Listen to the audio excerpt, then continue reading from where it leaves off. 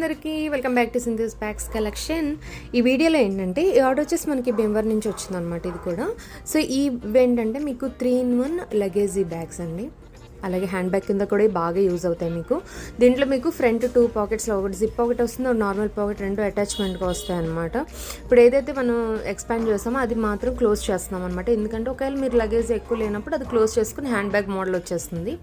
లేదు అన్నప్పుడు కింద ఒక జిప్ ఉంది కదా, సో దీంట్లో ఏంటంటే మనం ఎక్స్ట్రాగా షూస్ కానీ ఏమన్నా పెట్టుకునేటట్టు ఉంటుంది అనమాట. ఒకవేళ మనకి అవసరం ఉన్నప్పుడు.